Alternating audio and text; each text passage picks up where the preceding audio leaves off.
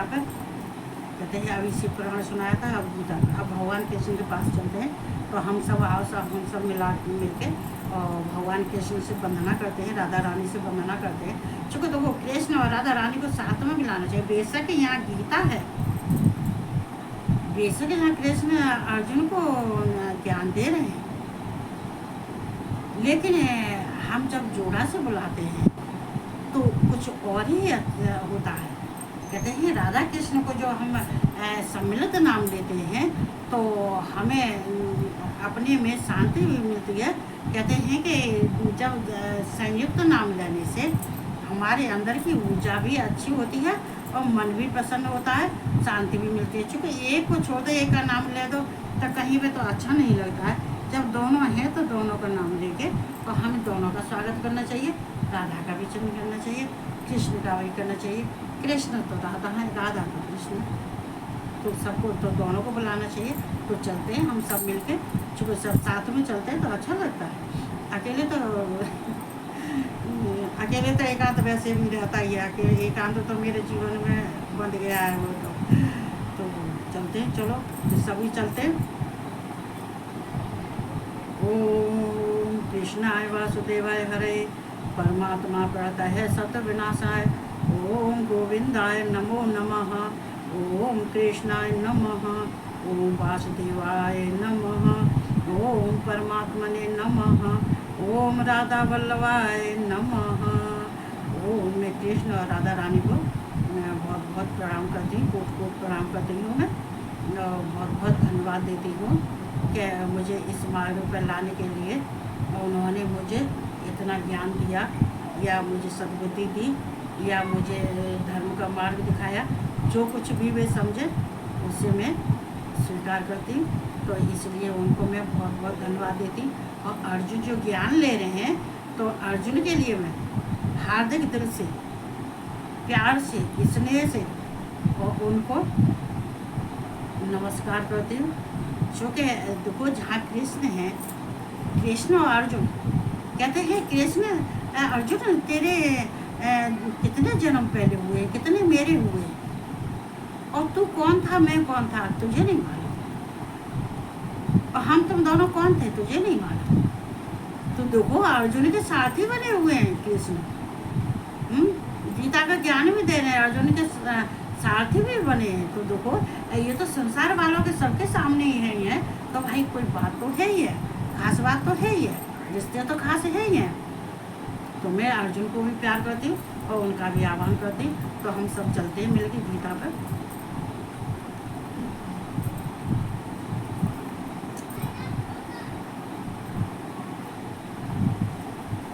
तो हमने यहाँ तक बता दिया था, ये 9वें अध्याय का 24 तक हमने बता दिया था कल।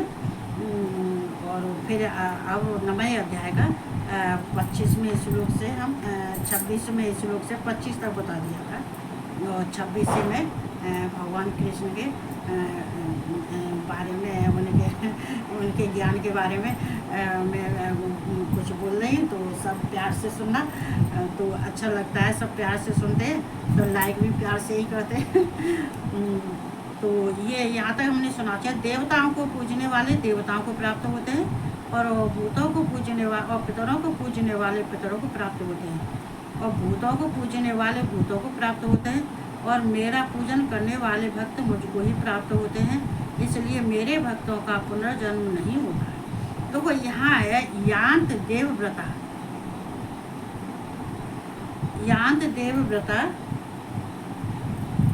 यांत देवव्रता, देवान्न पितृयांत पितृव्रता, भूतान यांत भूतेज्या यांत मध्या जनो अब माम। तो यहाँ भगवान कृष्ण अर्जुन से कहते हैं यांत देवव्रता, देवव्रता माने देवताओं को पूजने वाला, और देवान पितृयांत, और जो पितरों को पूजने वाला, पितृव्रता माने पितरों को पूजने वाला। तो यहाँ पे ये देवव्रता का है, ये देवताओं को पूजने वाला। तो भगवान कृष्ण कहते हैं देवताओं को पूजने वाले देवताओं को प्राप्त होते हैं। यहाँ ऐसा होता है कि देखो देवताओं को पूजने वाले जो देवताओं का पूजन करते हैं तो देवताओं को प्राप्त क्यों होते हैं? ये देवताओं का पूजन करते हैं तो ये देवताओं का पूजन जो होता है, यज्ञ करना और ये दान करना, पूजन करना, जप तप करना है, तो ये देवताओं को जो ये देवताओं के कार्य होते हैं, यज्ञ करना, यज्ञ भगवान विष्णु भगवान यज्ञ भगवान है, कृष्ण जो है यज्ञ भगवान है, तो यज्ञ तो ये देवताओं को पूजन देवताओं को प्राप्त होते हैं। तो जो देवताओं को जो नहीं है, जैसे देवव्रता, देवव्रता का मतलब है देवताओं को, व्रता का मतलब है पूजन करना, पूजना, उसको ही देवव्रता कहते हैं। देवता और व्रता पूजन करना। तो जो भगवान का देवताओं का पूजन करता है तो वो उसके कैसे पूजन करता है, देवताओं का पूजन कैसे होता है, ये तो सभी जानते हैं। यज्ञ होता है, जप होता है, मंत्रों का उच्चारण होता है, वेदों के मंत्रों का उच्चारण होता है, जप होता है, और यज्ञ में जो भोग दिया जाता है, वो जो भोग सामग्री होती है वो जो देवताओं को प्राप्त होती है, तो वो जो देवताओं के लिए किया जाता है। क्योंकि हम जो यज्ञ करते हैं तो हमारे यज्ञ का, हमारे पूजन का जब तक का कहाँ जाता है, ये देवताओं को जाता है। अच्छा, और पितरों को पूज तो वो देवताओं को प्राप्त होते हैं, तो देवताओं को पूजने वाले देवताओं को ही प्राप्त होते हैं। अब देखो जो देवताओं का इस श्लोक में आया है पीछे कहीं जी आया है, देखो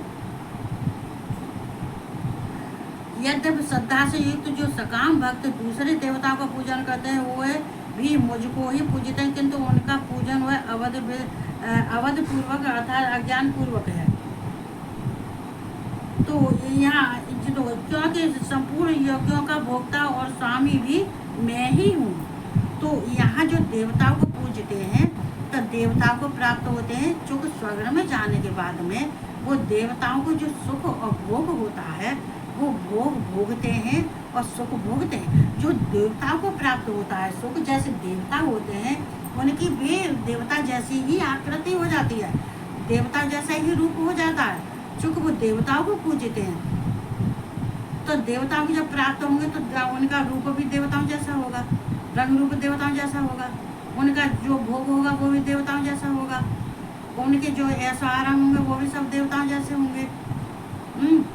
और जो पितरों को पूजने वाले पितरों को प्राप्त होते हैं, देखो हालांकि यहाँ पितरों को पूजने वाले पितरों को प्राप्त हो, जो पितरों की पूजा करते हैं, जो भगवान की पूजा नहीं करते, तभी तो कहते हैं हमेशा संयुक्त पूजा करनी चाहिए। पहले भगवान को हमें भोग लगाना चाहिए, पहले भगवान का हमें नाम लेना चाहिए, चाहे कुछ भी हो, तो क्या कहते हैं भगवान का हमें अपने को समर्पण करके उनका पूजन करना चाहिए, तब हमें पितरों का करना चाहिए। पर लेकिन यहाँ क्या है, जो पितरों को पूजने वाले होते हैं तो पितरों को प्राप्त, अब पितरों का पूजन के लिए क्या है, ये पितृव्रता, मतलब जो व्रता है, जो देव व्रता है, देवताओं का पूजन, व्रता माने पूजन, पितृव्रता व्रता माने पूजन, किसका पूजन, देवताओं का पूजन, किसका पूजन, पितृव्रता, पितरों का पूजन। तो हम पितरों का पूजन कैसे करते हैं, देवता का पूजन तो मैंने बता दिया।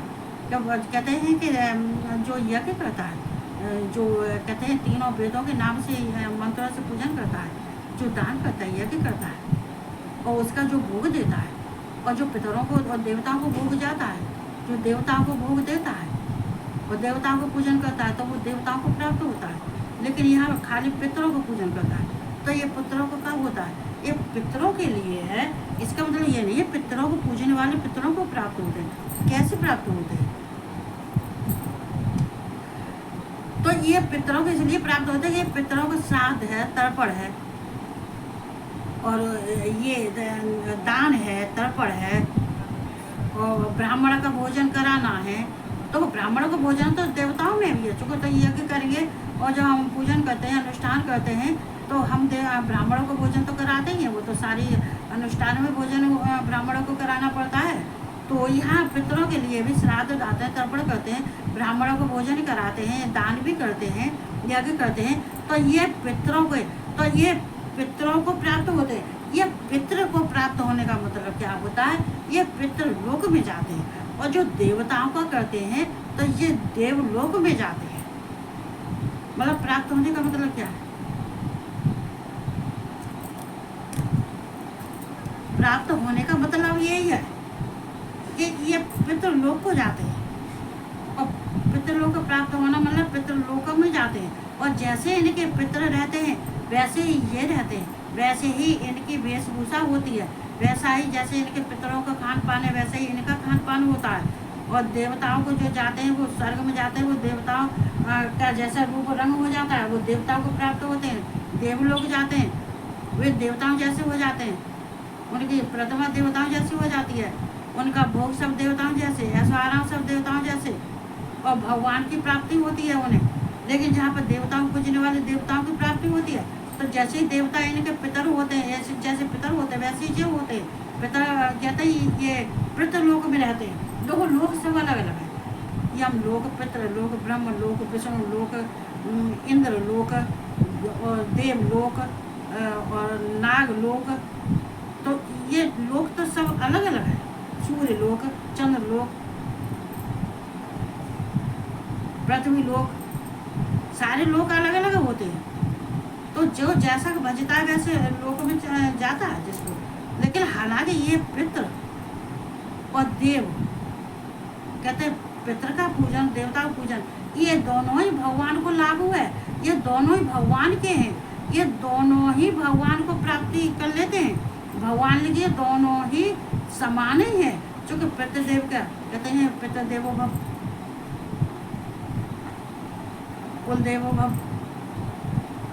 तो पितृदेव, चूँकि पितृदेव ही देवता के समान ही होते हैं, लेकिन पितृदेव को खाली भजते हैं, भगवान को नहीं भजते हैं, तो वो पितृलोक में रहते हैं। जब तक कि उनके पितृ अपने योनि से नहीं छूट जाते, अच्छी जगह पर नहीं पहुंच जाते हैं, तब तक वो भी नहीं पहुंचते हैं। जैसे उनके पितरों का उनके पितरों का जो है जब पितर तर जाते हैं तो फिर वो भी तर जाते हैं। जब पितरों को भगवान की प्राप्ति हो जाती है तो उनको भी हो जाती है। तभी तो हम कहते हैं कि पितरों को पूजना चाहिए।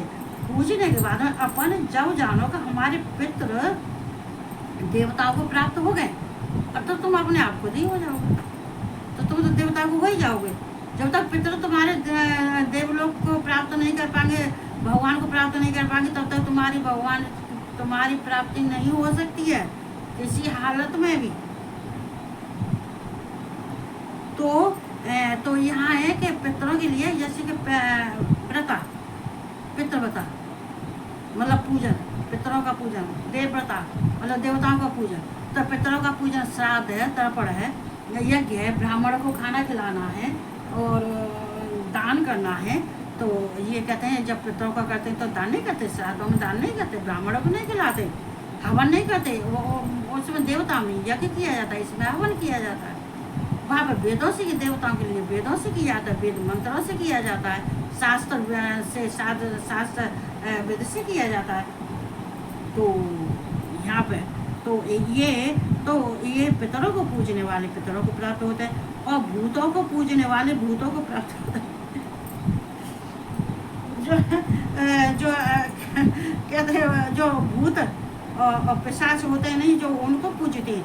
अरे ये देखो, अरे हमारे घर में वो मर गया, ये वो मर गया, ये बाकी भूत की है, बाकी पूजा करोगे, बाकी पूरा।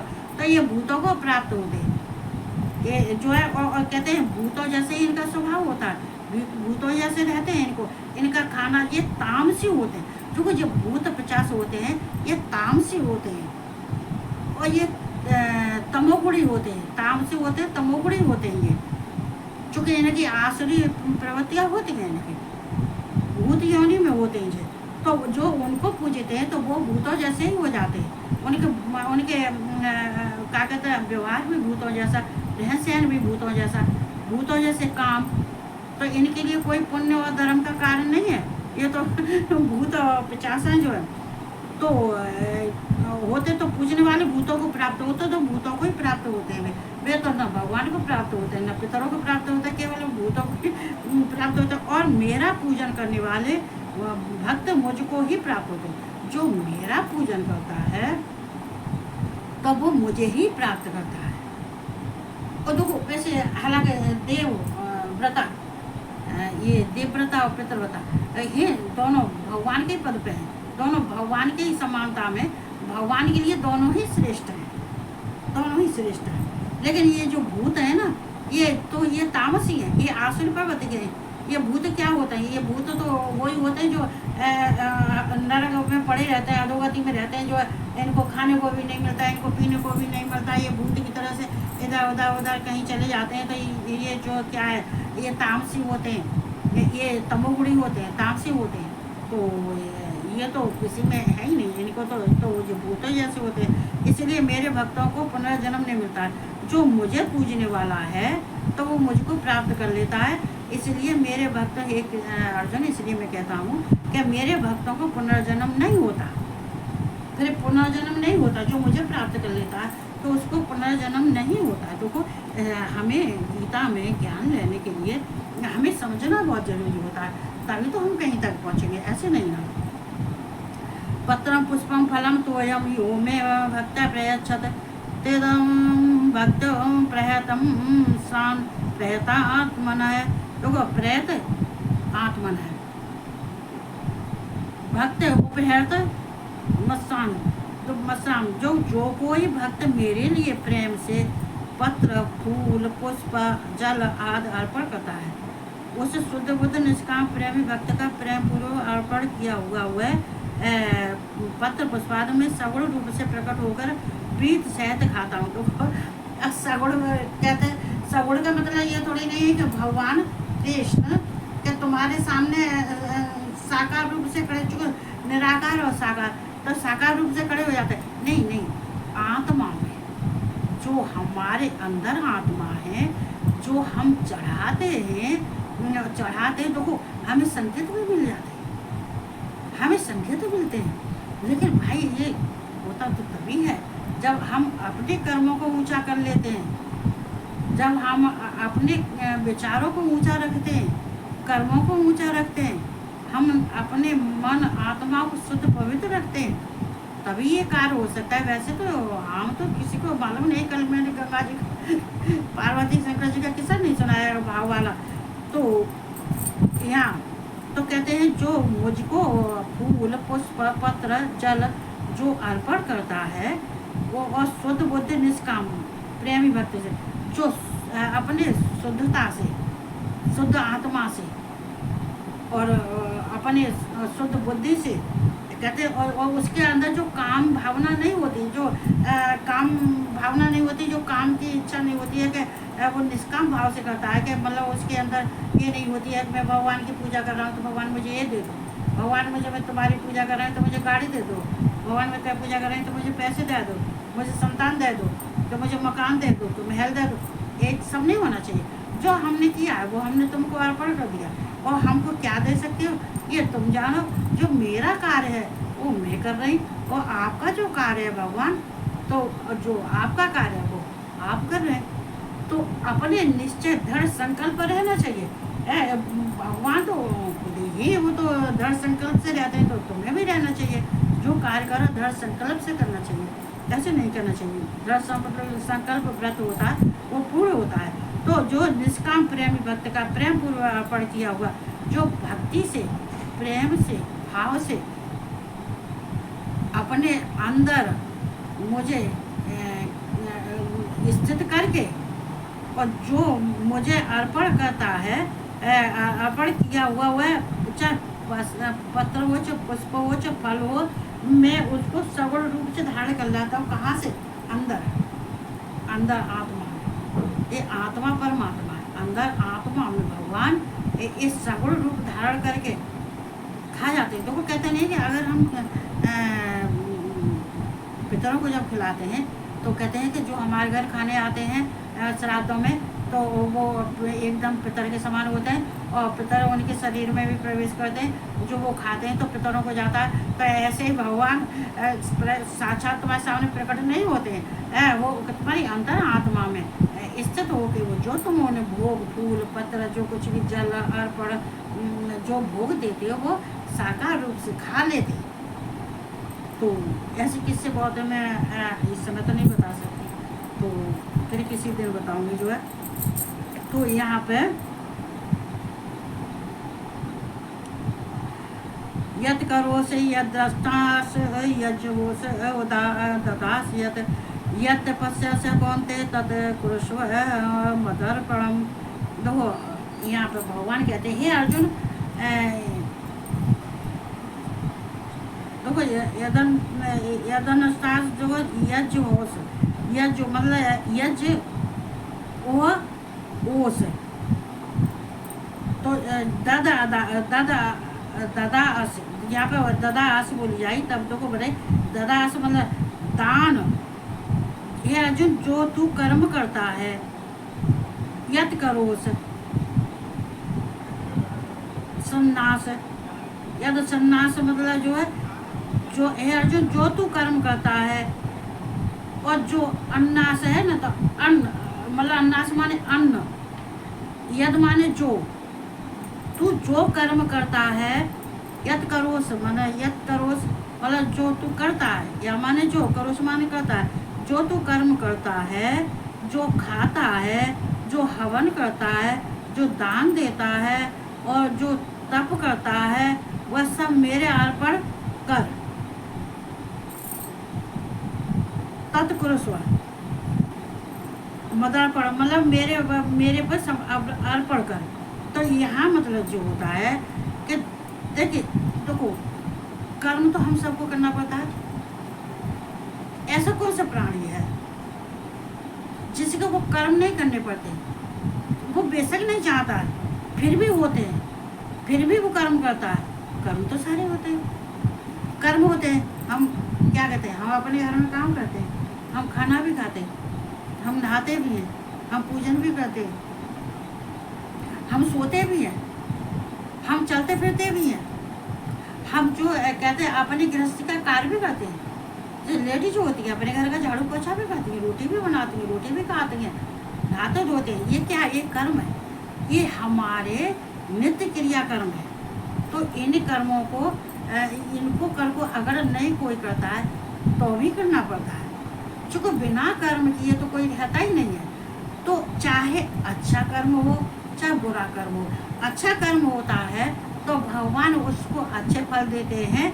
और हम कहते हैं जो भगवान की भक्ति से अपने को जोड़े रखता है, जो भगवान से प्यार करता है, तो भगवान अगर उसको जो है करुणा दिखाते हैं उसको, तो भगवान जो भी वो करता है, जो भी खाता, भगवान कहते हैं जो खाता है, जो भी कार्य करता है, या कोई दान देता है, या हवन करता है, या तप करता है, वह सब तुम मेरे को अर्पण कर दे। तो देखो हम कर्म तो सभी करते हैं। कर्म करने के बाद में जब हम भगवान को जरिया बना के, माध्यम बना के करते हैं, या भगवान को अर्पण कर देते हैं। हम रोटी बना रहे हैं, आ जाओ भगवान जी खा लो, खाना खा लो। मैं काम कर रहे हैं, किस लिए कर रही हूँ? ये भगवान के, अरे मैं घर की मुझे सफाई करनी है, चूँकि भगवान इस घर में आते हैं, भगवान इस घर में रहते हैं, भगवान इस बेड की सफाई करते, भगवान इसमें सोते हैं। मैं भगवान का जप कर रही हूँ, मैं जप कर रही हूँ, क्यों जप कर रही हूँ? अपने भगवान का प्रसन्न करने के लिए। मैं तप कर रही हूँ, क्यों कर रही हूँ? अपने भगवान का स्मरण कर रही हूँ, मैं भगवान के नाम का तप कर रही हूँ। तो जो कुछ भी हम भगवान के जरिया बना के करते हैं, जो भगवान में अपना मन और चित्त लगा के करते हैं, तो भगवान उनको अर्पण कर देते हैं। और हमें भी जप हो चाहे तप हो चाहे कुछ हो, चाहे खाना खाना हो चाहे कुछ भी हो, सब भगवान को अर्पण कर देना चाहिए कि भगवान ये तन भी मेरा, मन भी मेरा, जप भी क्या कहता है, ये जो भी कर रही हूँ मैं सब तुम्हारा ही कर रही हूँ, ये सब तुम्हारा दिया हुआ है, और तुम्ही को अर्पण कर रही हूँ। जो तुमने दिया वो मैं तुम्हें सब अर्पण कर रही हूँ, जो मैं कर रही हूँ वो भी सब अर्पण कर रही हूँ। तो भगवान कहते हैं तू जो कुछ भी करता है वो सब मुझको अर्पण कर, समर्पण कर। देखो समर्पण में ये बहुत शक्ति होती है। देखो हम भगवान को बल से नहीं जी सकते, हम भगवान को बल से हम भगवान को नहीं पा सकते। भगवान को पा सकते हैं बल से? नहीं। इंसान को बेशक बल से पा सकते हैं, लेकिन भगवान को हम कैसे पा सकते हैं? प्रेम से। और जब प्रेम हो जाता है तो हम तो गाली भी दे देते हैं।